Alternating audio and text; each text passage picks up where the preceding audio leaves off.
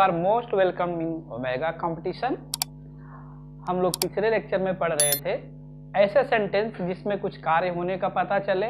तो हमने वहां पे आपको ये पढ़ाया था कि जब हम वर्ब को, हिंदी की वर्ब को ज्यों का त्यों रख देते हैं सेंटेंस में, ना के साथ, जैसे मुझे, मैं जाने, मुझे जाना है, मुझे खाना है, मुझे दौड़ना है, तब हम बताए थे आपको कि जब भी ऐसा रखा जाता है, इस तरह के सेंटेंस आते हैं, तो हम वर्ब में टू लगा देते हैं, वर्ब में टू लगा देते हैं। लेकिन अगर इसके साथ वाला है जुड़ जाए, मैं जाने वाला हूं या मुझे जाना पड़ता है, मजबूरी हो, इस तरह की दिखाई दे, तब हम वहां पे हैज, हैव लगा देते हैं। पास्ट है तो हैड लगा देते हैं, फ्यूचर है तो विल हैव और शैल हैव लगा देते हैं। लेकिन अगर यह स्ट्रक्चर और बदल जाए, जब आ जाए कि जाता है, जाता था, जाएगा, जाएगा, जा रहा, इस तरह से जब आ जाए, ठीक है, गया, जा चुका। अब देखिए किसी में ना नहीं आ रहा है, मेन हमारी जो वर्ब है वो हिंदी में क्या लिखी है, जाना। अब यहाँ कहीं भी जाना नहीं आ रहा है, सब बदले रूप में आ रहे हैं। यहाँ पे जाना, हमारा जो वर्ब है जाना, वह इनमें कहीं भी दिखाई नहीं दे रहा है, बदला है, तो हमें भी रूल बदलने पड़ते हैं। ऐसे में हम कैसे ट्रांसलेशन करते हैं, उसी को हम यहाँ पे बहुत आसान तरीके से सीखेंगे। देखिए यहाँ पे हम वही सेंटेंस लिखेंगे, पढ़ेंगे, जिसमें कोई न कोई काम हो रहा हो, कोई न कोई वर्ब जरूर होगी। तो यहाँ पे हम टेंस का उपयोग करते हैं, काल का, समय का। देखिए हम समय तीन तरह का हमने पढ़ाया था, शुरू में बताया है कि समय हमारा तीन तरह का होता है। देखिए किसी चीज की, मान लीजिए दो सिटी है, एक सीट ये हो गया हम जैसे दिल्ली, और ये हो गया हरियाणा, और यह दोनों की बाउंड्री है, बॉर्डर है। यह देखो बहुत पतला होता है, क्या है इसका एरिया, बहुत ही पतला, जबकि यह क्या है, बहुत ही वास्ट है, इधर भी बहुत ज्यादा वास्ट है। तो इसी तरह से टाइम भी तीन तरह से है, जो फॉरवर्ड आपका टाइम है, आपके आगे का, ठीक है। आप जैसे अभी रेफरेंस पॉइंट हमने आप जानते हैं, मैथ में पढ़ चुके हैं, आप यहाँ पे हैं खड़े, ये एक रेफरेंस पॉइंट है। क्या है, रेफरेंस पॉइंट। इधर का जो टाइम है वह इधर से आपकी साइड आ रहा है, क्या हो रहा है, आ रहा है। यह है फ्यूचर, जो अभी तक आपके पास पहुंचा नहीं है और यह आपको क्रॉस कर चुका है, तो यह हो गया पास्ट। तो अब यह बाउंड्री देखिए अपनी जगह से ना इधर जा सकती है ना इधर जा सकती है, यह बाउंड्री यही फिक्स होती है। इसी तरह से हमारी स्थिति भी ऐसे ही कुछ है कि ना तो हम फ्यूचर में जा सकते हैं, ना ही पास्ट में जा सकते हैं। हम हमेशा जो ये बाउंड्री है इसे प्रेजेंट बोलते हैं। क्या बोलते हैं, प्रेजेंट। तो जो समय है, हिंदी में काल बोलते हैं लंबे अंतराल को, वो तीन तरह का हमने डिवाइड किया। जो अभी हम तक पहुंचा नहीं है वह फ्यूचर है, जो हमारे आगे अभी है, आने वाला। और जो हमें क्रॉस कर गया, पीछे छूट गया, वह सब पास्ट है। और अभी हम जो काम कर रहे हैं वह प्रेजेंट में है। हम सभी काम प्रेजेंट में ही करते हैं, ना तो हम पास्ट में जाके कर सकते हैं, ना ही फ्यूचर में। अभी हमारे पास ऐसी कोई मशीन नहीं बनी है कि जो पास्ट में ले जाए या फ्यूचर में ले जाए। तो इसलिए हम प्रेजेंट में ही जीते हैं, प्रेजेंट में सारा काम करते हैं। तो हमारे समय भी तीन तरह के हुए, काल तीन तरह का हुआ, भूतकाल, भविष्य काल और वर्तमान काल। इंग्लिश में पास्ट, प्रेजेंट और फ्यूचर हुआ गया। प्रेजेंट, ठीक है, काल को टेंस बोलते हैं, तो तीन हुए, पास्ट टेंस, प्रेजेंट टेंस और फ्यूचर टेंस। हो गया। फ्यूचर हमने देखा नहीं है, फ्यूचर हमने देखा नहीं है, पास्ट हमें पता होता है, प्रेजेंट में तो हम जिंदा हैं, अभी जो काम कर रहे हैं वो सब कहाँ है, प्रेजेंट में है।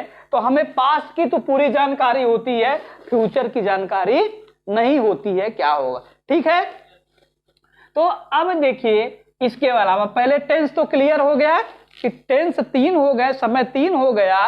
तो अब इन तीनों को भाई पहचानेंगे कैसे? अगर कहीं लिख दिया जाए कि यह घटना लिख दी जाए तो पहचानेंगे कैसे? अब जैसे लिखे वह जाता,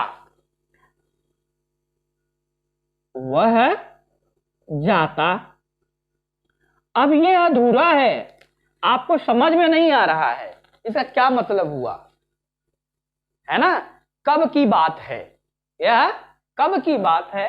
तो इसको तीन, देखो तीन जो हमारे टेंस हैं वह 3 टेंस में कैसे लिखा जाएगा इसी बात को तो हमारा है, देखिए याद ऐसे क्रम रखिएगा, PPF पास्ट प्रेजेंट फ्यूचर, दिख रहा है ना, दिख रहा है ना, प्रेजेंट पास्ट और फ्यूचर। तो पहले आप यहां पास्ट, फिर प्रेजेंट और फ्यूचर, 3 है। ठीक है, पास्ट में इसको लिखेंगे वह जाता था, तब समझ में आ गया कि यह कब की घटना है, पास्ट की घटना है। कब की घटना है? पास्ट की घटना है, वह जाता था, वह जाता था। अब देखिए फ्यूचर की है कि वह जाएगा, यह हमारी पहचान कराता है। था ये सब क्या कराते हैं? पहचान कराते हैं। और प्रेजेंट में है तो वह जाता है, प्रेजेंट के लिए हमेशा है का प्रयोग किया जाता है। ठीक है, तो पास्ट में कभी भी कंफ्यूजन नहीं होता है, लेकिन यहाँ होता है कभी कभी। यहाँ जो फ्यूचर की बात है वो भी हमें प्रेजेंट में दिखाई देती है। जैसे वह मार्च में दिल्ली जाएगा, वह मार्च में दिल्ली जा रहा है। ठीक है, मार्च में दिल्ली जा रहा हूं, मैं सोमवार को आने वाला हूं। फ्यूचर की बात है लेकिन हूं बोल रहा हूं। तो आप सिर्फ इन वर्ड पे न जाके ये देखिए कि घटना कब की है, ये घटना कब की है, हो चुकी है या अभी हो रही है या अभी होने वाली है। तो उसके आधार पे तय करिए कि यह प्रेजेंट है कि पास्ट है कि फ्यूचर है। ठीक है, तो ये रही टेंस। अब जो वाक्य होता है, काम होता है, देखिए इसकी भी 3 कंडीशन होती है। जैसे समय की भी 3 कंडीशन होती है, जाने की 3 कंडीशन होती है। क्या? जैसे कोई काम आप कर रहे हैं, मान लो हम एग्जाम्पल ले लिए खाना, क्या है? आपको खाना है, क्या काम है? आपको खाना है। तो आपको खाना है, ये पहला हुआ, है ना? क्या हो गया? पहला। अब ये अनिश्चित अभी है, कब खाएंगे अभी कोई निश्चित नहीं है, यहां कोई टाइमिंग नहीं दिया गया है। तो इसे कहते हैं इनडेफिनिट।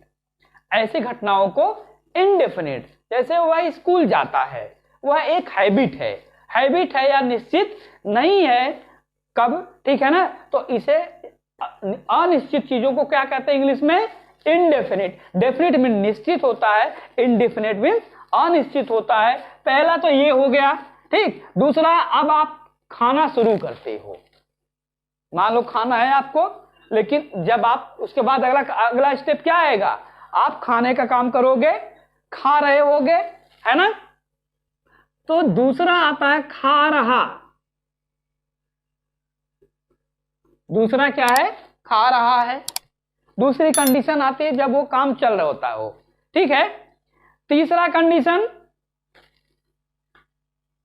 खा चुका या खा लिया, खा चुका या खा लिया बोलते हैं। ठीक है, जैसे अब और भी एग्जाम्पल पहले समझिए, समझना बहुत जरूरी है, फिर ट्रांसलेशन तो होता रहेगा, सब एक ही रूल है, कोई नया नहीं है, बिल्कुल हम लोग बच्चों की तरह सीख रहे हैं। देखो जैसे आपको हम कहते हैं ना, हमें मकान बनवाना है, हमें मकान बनवाना है या हमें कार खरीदनी है, तो आप मकान मान लो बनवाना है तो अभी आपका निश्चित नहीं है, तो वह इनडेफिनिट बात है। कैसी बात है? इनडेफिनिट। तो ऐसी बातों को, जैसे मान लो आप कह रहे हैं मुझे मकान बनवाना है, मुझे मकान बनवाना है या बनाना है, ठीक है, तो यह अभी क्या है? यह इनडेफिनिट है। क्या है? इनडेफिनिट है ना? इनडेफिनिट क्या? समय, तो इसमें जोड़ देंगे काल, टेंस। क्या? इनडेफिनिट टेंस इसको बोलते, इसीलिए कि जब वह आपको है लेकिन अभी कोई निश्चित बात नहीं है। इस तरह के जितने हो, हैबिट हो, कुछ भी हो, वो सब कहां आ जाएंगे? इनडेफिनिट में रखे जाएंगे। ये इनडेफिनिट है, ठीक है। इसके बाद अब वह काम शुरू हो जाएगा। आपने मकान बनवाना, वह टाइम भी आ गया जब आप मकान बनवाना शुरू कर दिए, तो क्या बोलते हो? पहले तो आपने ऐसे बोला, जब आप मकान बनवाना शुरू कर दिए तब इस बात को कैसे बोलते हो? मैं मकान बनवा रहा हूं। देखो एक चीज ये आ गया, रहा आ गया है ना, मकान बनवा रहा हूं, तो क्या यह कुछ समय तक चलता रहेगा? यानी ये जो बात आप बोल रहे हो उस समय मकान बन रहा है, यानी प्रोसेस में है, कंटिन्यू, लगातार वह काम हो रहा है। क्या? मकान बनाने का काम अभी कंटिन्यू, लगातार जारी है, ठीक है। तो कंटिन्यू मिस होता है लगातार जारी है, इसलिए इसे कहेंगे कंटिन्यूअस। क्या? कंटिन्यूअस। समझ में आया? कंटिन्यूअस क्यों बोलेंगे? क्योंकि वह काम अभी प्रोग्रेस में है, चल रहा है, तो इसे कंटिन्यूअस। तो जरूरी है कि रहा है, ऐसा नहीं है, ये भी याद रखिए कि रहा है तभी दिखाए। कोई भी काम अगर प्रोग्रेस में है तो वह सब कंटिन्यूअस ही कहा जाएगा, ठीक है। जैसे मैं खड़ा हूं, अब ये काम देखो अभी चल रहा है, मैं उसी पोजीशन में हूं, खड़ा हूं, तो अब भी ये कंटिन्यूअस है, मैं खड़ा हूं। अगर सेंटेंस बोला जाए तो क्या बोलोगे? कौन सा सेंटेंस है ये? कंटिन्यूअस, ठीक है। पेड़ के नीचे गाय खड़ी है, जब आप ये बात बोल रहे हो गाय उसी पोजीशन में है, उसी प्रोसेस में है, खड़ी ही है, यानी लगातार समय के साथ वो खड़ी है, तब भी कहेंगे वो कंटिन्यूअस है। तो इसलिए कंफ्यूजन नहीं होना चाहिए कि रहा है, रहे तभी कंटिन्यूअस है, ऐसा नहीं है। सड़क पर पत्थर पड़ा है, कंटिन्यूअस है, सड़क पर पेड़ गिरा है, तो इस तरह से क्या ये कंटिन्यूअस है। दीवार पे घड़ी टंगी है, कंटिन्यूअस है। हैंगर पे कपड़ा टंगा है, कंटिन्यूअस है। तो इन सब में रहा नहीं दिखाई देता, लेकिन सभी क्या होते हैं? कंटिन्यूअस होते हैं, ठीक है। इसके बाद देखिए, अब जब आपका मकान ऐसा तो है नहीं कि अनंत समय तक बनता रहेगा, फिर एक वह स्टेज आएगा जब पूरा हो जाएगा, तब क्या आप इस बात को कैसे बोलोगे? मैं मकान बनवा चुका हूं, था, गा, जो भी रहेगा, इसको तो चेंज कर लेंगे। पहले ये बात समझिए जो मेन इंपॉर्टेंट हमारी है ना। मैं मकान बनवा चुका, समझ में आया ना? मैं मकान बनवा चुका। देखो कोई चीज जब पूरा हो जाता है, हम तो इंग्लिश में क्या बोलते हैं? जैसे अभी आप मान लीजिए इंग्लिश में बिगिनर हो, बिगिनर मीन्स कि अभी सीख रहे हो, लेकिन एक समय आएगा जब आप इंग्लिश में एकदम पूरा सीख जाओगे, तो क्या बोलते हो कि हम इसमें परफेक्ट हो गए, पूर्ण हो गए। जैसे हमारे क्लास का क्या है उद्देश्य, क्या है? बिगिनिंग टू परफेक्शन, यानी शुरुआत से आपको पूर्णता की ओर जाना है, परफेक्ट होना है। हमारा उद्देश्य क्या है? बिगिनिंग टू परफेक्शन का मतलब यही है कि हम शुरुआत से किधर जा रहे हैं? पूर्णता की ओर जा रहे हैं। तो जब भी कोई चीज पूर्ण हो जाती है तो कहते हैं हम इसमें परफेक्ट हो गए। कोई आप गाड़ी चलाना सीख रहे हैं तो शुरू में आप बिगिनर होते हैं, लेकिन जब सीख जाते हैं तो कहते हैं हम इसमें परफेक्ट हो गए, यानी पूरा हो गया, वह काम हमारा पूरा हो गया। तो जब भी काम पूरा हो जाए तो उसे क्या बोलते हैं? परफेक्ट। तो इसे क्या बोल देंगे? Perfect tense. यानी यह 3 कंडीशन होती है सेंटेंस की, वाक्य की, काम की। कितनी कंडीशन? 3। तो अब ये तीनों में है, वो वाला तीनों काल में होगा, प्रेजेंट में भी यही होगा, चाहे पास्ट में हो चाहे फ्यूचर में हो, सब में यही 3 ही कंडीशन होगी। जैसे मान लो ये बात बीत चुकी है तो आप कहेंगे मुझे मकान बनवाना था, मुझे मकान बनवाना था, है ना, मैं मकान बनवा रहा था, मैं उस समय मकान बनवा चुका था। तब यही बात पास्ट में हो गई। कंडीशन हमेशा 3 ही रहेगी। इसके बाद अगर फ्यूचर की रहेगी तो कहेंगे बनवाना होगा, मुझे मकान बनवाना होगा, मैं मकान बनवा रहा हूंगा उस समय, ठीक है, मैं बनवा चुका हूंगा, उस समय मैं मकान बनवा चुका हूंगा। तो फ्यूचर में भी यही 3 ही कंडीशन होगी। ठीक, समझ में आया? तो अब यह देखिए, तो किसी भी सेंटेंस की 3 कंडीशन होती है। इंडेफिनिट, कॉन्टिन्यूअस, जब तक काम शुरू ना हो तब तक क्या है? इंडेफिनिट कहोगे। जब शुरू हो जाए कॉन्टिन्यूअस, खत्म हो जाए परफेक्ट। 3 टेंस, तो 3 तरह के ये कंडीशन, ठीक है। जब तक काम आपका शुरू नहीं हुआ है तब तक कहेंगे इंडेफिनिट है, अनिश्चित है, टल रहा है। जब काम शुरू हो जाए कॉन्टिन्यूअस हो गया, प्रोसेस में है। जब खत्म हो जाए परफेक्ट हो गया, ठीक है। एक चौथा आता है, मिक्स करके आता है, परफेक्ट कॉन्टिन्यूअस, इन दोनों को मिला देते हैं। तो हम पहले ये 3 मेनली पढ़ेंगे, फिर चौथे को देख लेंगे, मिला लेंगे। जैसे हम अफर्मेटिव पढ़ते हैं, निगेटिव पढ़ते हैं, इंट्रोगेटिव, 3 वहां भी मेन है। चौथा क्या होता है? इंट्रोगेटिव और निगेटिव को मिला देते हैं। वैसे यहाँ पे जब कुछ टाइम दिया जाए कि 1 घंटे में ही बन गया, जब हमारा मकान 1 महीने में बन गया है ना, 1 हफ्ते में बन गया, तो जब टाइम दे दिया जाएगा तब उसे हम इसके साथ मिला देंगे। जब टाइम दे दिया जाए, जब तक टाइम नहीं दिया जाएगा कि 2 घंटे, 3 घंटे, 4 घंटे, 1 घंटे, 1 वीक, 1 साल, तब तक तो वो कंटिन्यूअस रहेगा। लेकिन जब उसके साथ एक टाइम जुड़ जाएगा तब हम वो परफेक्ट कंटिन्यूअस में डाल देंगे उसको, कि मैं 3 महीने से मकान बनवा रहा हूं। देखो, मैं मकान बनवा रहा हूं, ये कंटिन्यूअस बात हो गई, ठीक है।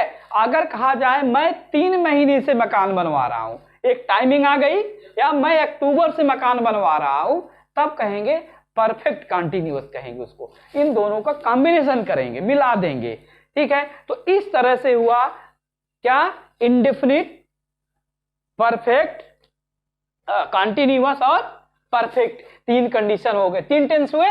इन सब में हमने एक चीज बताया था कि जिसमें भी वर्क होता है ना, वहां पे इज, एम, आर, वाज, वर, इन सब का प्रयोग अकेले कभी भी डायरेक्ट नहीं किया जाता है।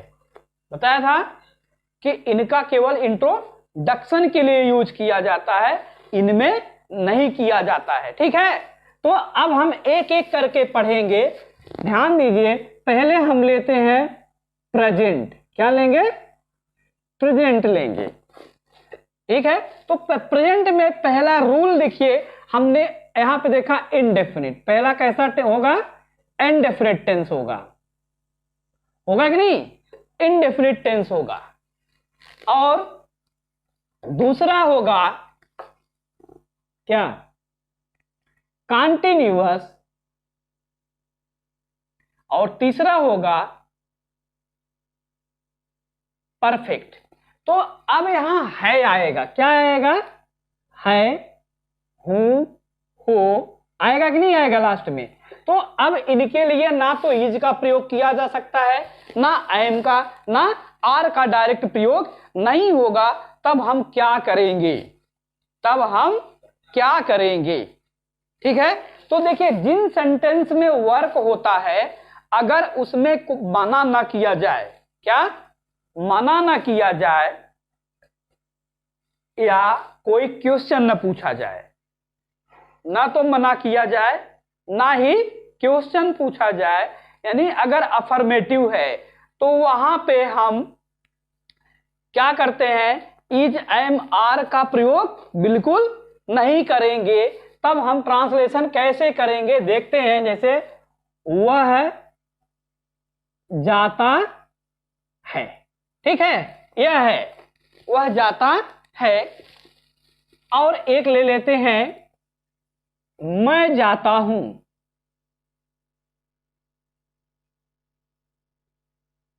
वे जाते हैं। तीन चीजें याद रखिए, वे जाते हैं। देखिए भाई यहां पे इसकी मीनिंग लिखनी नहीं है, किसकी है की मीनिंग लिखनी नहीं है, क्योंकि यहां कार्य हो रहा है। इज एम आर का इसके लिए प्रयोग नहीं करना है। तब कैसे होगा, वह जाता है का ट्रांसलेशन कुछ नहीं, सीधे लिखो ही जाने को गो, मैं जाता हूं आई गो, वे जाते हैं दे गो। हो गया। अब देखिए सीधा सीधा हो गया, कोई रूल नहीं, कुछ नहीं लगाया, अफर्मेटिव है सब, मना नहीं किया जा रहा है, निगेटिव नहीं, इंट्रोगेटिव नहीं है, तो इसकी जरूरत ही नहीं है। यहां पे सीधे लिखेंगे ही गो, आई गो, दे गो, ठीक। लेकिन यहां पे अब इंग्लिश में ये समझ में नहीं आ रहा है कि देखो ये एक है, ये प्लूरल माना जाता है, ये सिंगुलर है और ये प्लूरल है, तो दोनों में अंतर कैसे करेंगे कि बात सिंगुलर की हो रही है या प्लूरल की हो रही है। दोनों में अंतर कुछ दिख रहा है, कुछ नहीं दिख रहा है। जैसे यहां है वैसे यहां है। तब हम क्या करते हैं, सिंगुलर वाले में यस या ईएस जोड़ देते हैं अंतर करने के लिए। समझ में आ गया? बस इतना है। क्या सिंगुलर व प्लूरल का ज्यों का त्यों ही ऐसे ही लिख देंगे, है ना। वे खाते हैं, देखो कितना आसान है टेंस, है कि नहीं। वे खाते हैं तो क्या हो जाएगा, दे ईट, हो गया इंग्लिश में ट्रांसलेशन। प्रेजेंट इंडेफिनिट का ये सब अफर्मेटिव है। क्या है सारा, ये अफर्मेटिव सेंटेंस है सारे, है ना। तो जब अगर यहां पे सिंगुलर रहे तब आप जो वर्ब है, क्रिया जो आपका दिखा रहा है, खाना मतलब जो भी है, खाना पीना नहाना, उसमें एस या ईएस लगा देंगे ताकि पता चले यह सिंगुलर है और यह प्लूरल है। जैसे यहाँ हुआ है, अभी कुछ नाम आ जाए, कुछ भी आ जाए, तो आप अब यहाँ पे देखो यस कब लगाएंगे, यस कब लगाएंगे, ये चीज, ठीक है। तो जब भी यहाँ मात्रा आ जाए, इंग्लिश में 5 मात्राएं हैं, ए ई आई ओ यू, हम नॉर्मल बता दे रहे हैं, तब आप यस लगाएंगे, अदरवाइज यस लगाएंगे। लेकिन अगर यहाँ ई पहले से लगा हो तब डबल ई नहीं करेंगे, तब सीधे सीधे यस लगा देंगे। तो मात्राएं देखिए होती हैं ए ई आई ओ यू, तो हम इसको नहीं लेंगे, ए रहे, आई रहे, ओ रहे, यू रहे, तब हम इसमें एस क्या करेंगे, हाँ एस जोड़ देंगे, ठीक है, समझ में आया ना। अदरवाइज बाकी में सब एस जोड़ेंगे। क्या जोड़ेंगे, एस जोड़ेंगे। जैसे बी से लेके इनके अलावा जो भी जेड तक रहेगा तो एस ऐड करेंगे, ठीक है। 4 अक्षर ऐसे होंगे जिसमें एस ऐड करेंगे, अदरवाइज हम सब में एस ऐड कर, किसके लिए, केवल सिंगुलर के लिए, प्लूरल के लिए कुछ भी यूज नहीं होगा, ठीक है। तो अब अगर बात आ जाए निगेटिव की, ये क्या था, अफर्मेटिव, क्या था ये, अफर्मेटिव। अब यही चीज आ जाए क्या, निगेटिव, वह नहीं जाता है, वह नहीं जाता है, निगेटिव आ गया।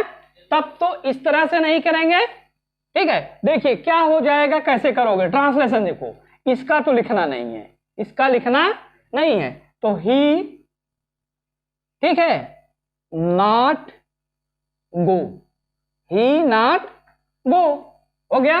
लेकिन हमने पढ़ाया है आपको कि नॉट हमेशा थर्ड प्लेस पे आना चाहिए, यहां तो सेकंड पे आ रहा है, तो यानी सेंटेंस गलत है। तो यहां पे है के लिए हम, ठीक है ना, है के लिए डज का प्रयोग करेंगे, किसका, डज का, और बाकी दो के लिए हु का, यानी सिंगुलर के लिए डज और प्लूरल के लिए, प्लूरल आपका है तो डू का प्रयोग करेंगे। तो यहां देखिए वह थर्ड पर्सन है, सिंगुलर है, तो क्या हो जाएगा, डज। समझ में आ रहा है कि नहीं आ रहा है, हो गया। ही डज नॉट गो, वह नहीं जाता है, वह नहीं खाता है। आ रहा है समझ में, क्या हो जाएगा, ही डज नॉट ईट। कितना आसान है ना। अब अगर इसी को मान लीजिए, ये है ना, इसको आपको इंट्रोगेटिव बनाना है। क्या बनाना है, ये आपका निगेटिव आ गया यहां से यहां तक, अब हमें इंट्रोगेटिव बनाना है, तब क्या हो जाएगा, क्या वह जाता है। तो सेम वही चीज होता था, पहले हम इसको यहां ले आते थे, है ना, इसका नहीं लिखते थे। तो अब क्या होगा, पहले तो इसको लिखेंगे ही गो, अब यस नहीं लगाएंगे यहाँ पे, ठीक है ना, यहाँ यस की जरूरत नहीं है क्योंकि यहाँ पे कुछ और आ गया, ठीक है। ही गो, तो वही चीज जो हमने बताया, क्या, does, does he go, question mark लगा देंगे, तो ये इंट्रोगेटिव बन गया। क्या वह जाता है, डज ही गो, क्या वह खाता है, क्या वह खाता है, तो क्या हो जाएगा, बोलिए, डज ही ईट। अब इंट्रोगेटिव और निगेटिव एक ले लिया जाए, समझ में आ रहा है। अब आप ले लें इंट्रोगेटिव और निगेटिव, तो हो जाएगा, क्या वह नहीं खाता है, तो सब कुछ वही रहेगा, थर्ड प्लेस पे है भी, तो यहां इसकी जगह हो जाएगा डज ही नॉट, सीधे लिख दो ईट, हो गया। इस तरह से आप अफर्मेटिव बनाइए। अफर्मेटिव में देखिए हमें कुछ भी चेंज करने की जरूरत नहीं है, केवल अलग करने के लिए जब ये सिंगुलर होगा, आपका सब्जेक्ट जो है, कर्ता जो काम को कर रहा है उसे सब्जेक्ट कहते हैं ना, तो तब वहां एस या ईएस वर्ब में लगाएंगे। कब एस ईएस लगाएंगे हमने बताया, बाकी में कुछ भी नहीं लगाएंगे, ऐसे ही मीनिंग लिख देंगे। यहां पे वही करेंगे, देखो मीनिंग लिख देंगे, जहां इज लिखते थे हैं के लिए, अब वहां डू या डज लिखेंगे। अगर यहां दे हो जाए प्लूरल, तो यहां डज की जगह डू हो जाएगा, ठीक है। तो इस तरह से हमने, देखो कितना इजी है, प्रेजेंट इंडेफिनिट टेंस समझ में आ गया। यही चीज पास्ट हो जाएगा, क्या होगा, पास्ट भी यही होगा, फ्यूचर भी इसी तरह से होगा, ठीक है। तो हम एक एक करके पढ़ेंगे, तो मुझे उम्मीद है कि आपको आज इंडेफिनिट, प्रेजेंट इंडेफिनिट आसानी से समझ में आया होगा। तो आज का लेक्चर हम यहीं पे खत्म कर रहे हैं, हम मिलते हैं नेक्स्ट लेक्चर में और इसे रिवाइज करेंगे, फिर कंटिन्यूअस पढ़ेंगे। तब तक के लिए थैंक यू वेरी मच।